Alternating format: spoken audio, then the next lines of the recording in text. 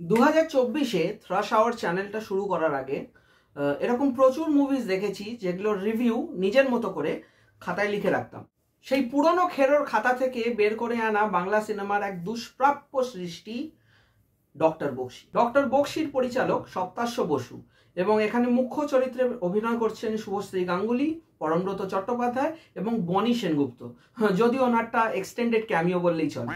এটা একটি sci fi thriller জনারের film. যদিও কনসেপ্টটা ভালো ছিল, কারণ বাংলায় সাইফাই জনারের ফিল্ম, তবে সাইফাই এলিমেন্টটা গ্রাসরুট লেভেল থেকে ফোটানোই যায়নি। যদিও এই ফিল্মটা থিম্যাটিক্যালি দ্য ম্যাট্রিক্সের খুব ক্লোজ, তাই আপনি যদি ম্যাট্রিক্সকে ক্লোজলি অবজার্ভ করেন তাহলে দেখবেন যে দ্য ম্যাট্রিক্সে প্রথম থেকেই সাইফাই এলিমেন্টটা প্রচুর dominant. The director should have stuck to one chain of thought.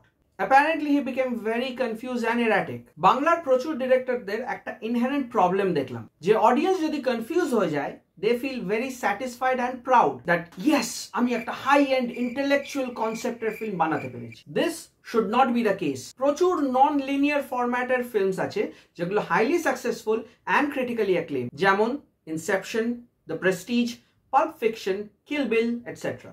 The screenplay should not be confusing. The plot must be tough.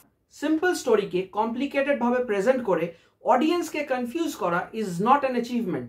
It's a failure. যদিও আমি এই ফিল্মের প্রি প্রোডাকশন নিয়ে ক্লুলেস, বাট আমার মনে হয়েছে যেহেতু এত বড় বড় মাথা অ্যাসোসিয়েটেড রয়েছে এই ফিল্মটার সাথে, তাই প্রচুর স্ক্রিপ্ট ট্যাম্পারিং হয়েছে। মানে ফাইনাল প্রোডাক্ট যা আমরা স্ক্রিনে দেখেছি সেটায় অনেকেই একটু একটু করে নাক গলিয়েছে। ফিল্মের দুটো half distinctly different from each other, typical Bangla সিনেমার মতো। First half is bombarded with information and scenes, and the second half is mostly dialogues and explanation. Filmer basic look and feel is decent. Frame composition is above average. Jodio majority handheld shots. Egulo stabilized shot nile movie look and feel aro onek better hoto. Thrillers need sharp actors. Tader physical features jerokom sharp hote hobe serokom tader performance hote hobe razor sharp. They don't necessarily have to be good actors, but they must bring a stylish edge to the film. Apnar Matrix dekhechen Keanu Reeves ki ফাটাফাটি acting করে? আমার তো মনে হয় না, but he was the best choice for that role. যে কোনো science fiction ক্যারিজমার ওপর টিকে থাকে। বলতে লজ্জা লাগছে যে এনারা সবাই বেঙ্গলের টপ টিয়ার অ্যাক্টরস, অথচ এনাদের কারুরই স্ক্রিন প্রেজেন্স নেই। আমি বাঙালি হয়েই বলছি, সবার বডি ল্যাঙ্গুয়েজে একটা ভেতো বাঙালি ছাপ পড়ে গেছে। ক্যারেক্টারের মধ্যে যে এজিলিটি, সুইফটনেস, অ্যালার্টনেস, পেনিট্রেটিভ লুক থাকবে সেগুলো সবই মিসিং। এনারা সেই ড্রামাতে অ্যাক্টিং করে করে ড্রামা গোছেরই হয়ে গেছেন। যেরকম ফ্ল্যাট অ্যাক্টিং বা আন্ডার অ্যাক্টিং খুবই প্রেভেলেন্ট বাংলা সিনেমাতে, সেরকমই সিনে আর্জেন্সি না থাকলেও ওভার ড্রামাটিক হয়ে পড়া এটাও খুবই কমন। মানে আপনার অ্যাজ অ্যান অডিয়েন্স মনে হচ্ছে না যে সিনটা অতটা টেনশন বা সাসপেন্স ফিল করাতে পারছে, বাট ক্যারেক্টারগুলো হাউ হাউ করে কেঁদে ওভার ড্রামাটিক হয়ে এমন ফিল করাচ্ছে যেন কি না কি হয়ে গেল। পরমব্রত চ্যাটার্জি একটাই অভিনয় করতে পারেন, he plays himself in every film. Subhashree Ganguly চেষ্টা করছেন না সেটা আমি ঠিক বুঝতে পারছিলাম না, কারণ ওনার অর্ধেক এক্সপ্রেশন ওনার ফিলার্সেই ঢেকে গেছে। আর বনি সেনগুপ্ত সিনেমাতে কেন ছিলেন এটা বোধহয় ডিরেক্টর নিজেও ভুলে গেছিলেন, কারণ হঠাৎ আফটার মিড পয়েন্ট ওনাকে একটা জোর করে রোল দিয়ে দেওয়া হয়। আর বাকি সাপোর্টিং কাস্টের পারফরমেন্সের থেকে এআই বেটার পারফর্ম করবে। সবাই শুধু স্ক্রিপ্ট থেকে লাইন পড়ছিল, তাও আবার ডাবড, আবার অনেক জায়গায় মুখও মেলেনি। On that note, Bangla cinema যদি অনসেট রেকর্ডিং না করে শুধু ডাবিং এর ওপরই রিলাই করে, তাহলে কিন্তু ফিউচারে বাংলা সিনেমার কপালের দুঃখ আছে। একে তো ডাবিং এ ইমোশন কনভে করা ডিফিকাল্ট, তার উপর বাংলার অর্ধেক অ্যাক্টার্স ডাবিং করতেই পারে না। Flat, monotonous, cotton mouth sound, no intonation, no emotional fluctuation, মনে হয় স্ক্রিপ্ট রিডিং এর ক্লাস চলছে। শুভশ্রীর আই উইল কিল ইউ ডায়লগটা একটু দয়া করে শুনবেন। ফিল্মে কিছু অ্যাকশন সিনস আছে যেগুলো ভারী হাস্যকর। যেরকম বনির একটা গুলি করার সিন রয়েছে, যেটা দেখে আপনার মনে হবে যে এটা ফিল্ম মেকার অ্যাপ্রুভ কি করে করলো। গাড়ির পাশে বসে থাকা লোকটাকে বাইকে করে এসে সামনে থেকে আস্তে করে রিভলভার বার করে যেভাবে শুট করলো, এবং তা দেখে পুলিশ এবং ক্রাউডের যা রিয়াকশন হলো, তা দেখে আমার এই রিয়াকশনটাই হয়েছিল।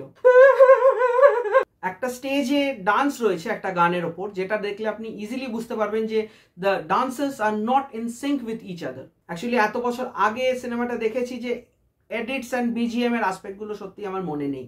দেখুন, এই মুভির ভিএফএক্স নিয়ে অনেকেই খুব প্রেজ করেছেন, বাট আমি যেটা বলবো এটা কিন্তু খুবই বেসিক একটা গ্রিন স্ক্রিনের কাজ, মেইনলি স্ক্রিনের ওপর কয়েকটা টেক্সচার খেলা, এটা খুবই বেসিক, যে কোনো স্টুডেন্ট অবধি এগুলো পারবে। ওভারঅল এই মুভিটা একটা ভালো কনসেপ্ট নিয়ে স্টার্ট হয়েছিল, বাট নিজেই ক্রমশ নিজের প্লট হোলসে জড়িয়ে গেছে।